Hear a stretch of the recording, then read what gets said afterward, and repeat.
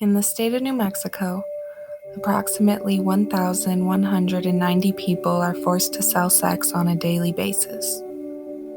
My name is Luna Williams, and for my senior project, I chose to work with Street Safe, a nonprofit organization dedicated to providing harm reduction care to women on the streets of Albuquerque.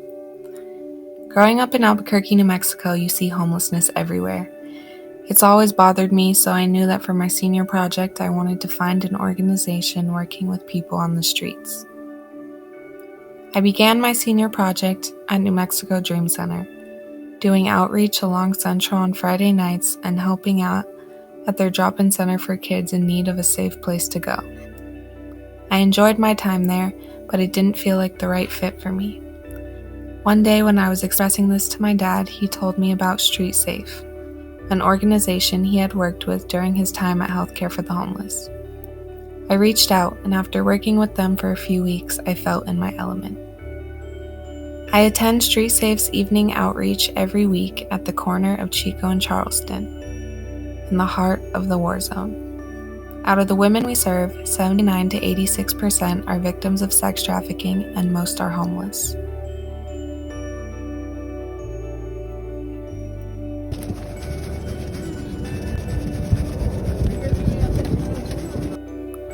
At our outreach, we give out clothes and supplies,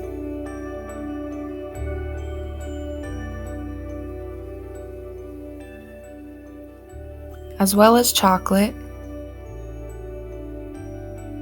and handheld weapons such as pepper spray. Lastly, we give out our bad guy list. We also help women on individual levels with housing and personal issues. After doing outreach for many months, I've made connections with some of our clients and volunteers, as well as the founders Christine Barber and Cindy Aramijo.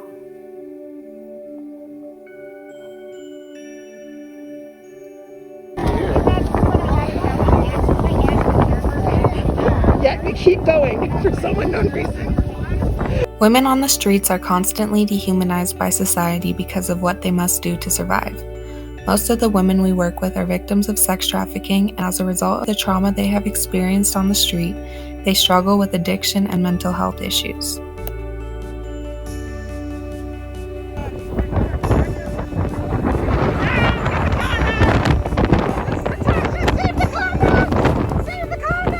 The dehumanization of women in the sex trade justifies the violence and discrimination they face. 91% of the women of streets of Albuquerque identify as women of color, and 80% were born in New Mexico. This is no coincidence, this is a social justice issue. One of the main causes of death for women we work with is murder. The women we serve constantly see and experience violence, usually at the hands of men and police officers. In order to keep the women aware of what to look out for in the area, we collect reports of attacks and post them weekly on our bad guy list, which we hand out every Friday at outreach. Sometimes the work we do becomes overwhelming and disappointing. It's hard to learn the truth about what people are up against, and even harder to fight back against systems of oppression in place.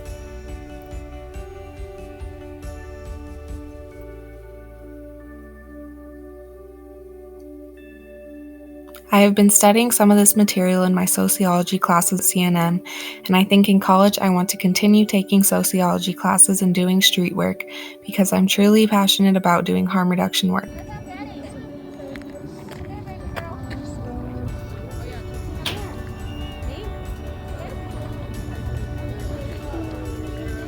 Over my time at Street Safe, I have developed the skill of being able to recognize who's being trafficked and who is not, just by observing what they're wearing, their demeanor, and by the things they take at our outreach. Something I bring to Street Safe is the perspective of a young person.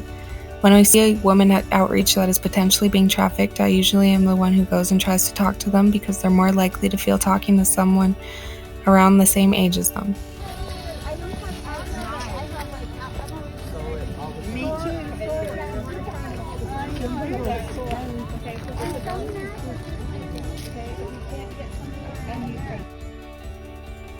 I have also spent a lot of time sorting through donations at Street Safe's warehouse, which is a never-ending process but usually a fun time.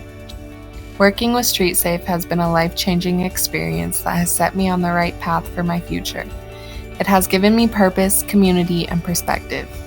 It's changed me for the better and taught me more than I could have imagined. I want to use what I've learned from this experience to pursue a career in social justice. I'm so thankful that I was able to learn what I have, and I'm excited to see what I will be able to do with these skills and knowledge in the future.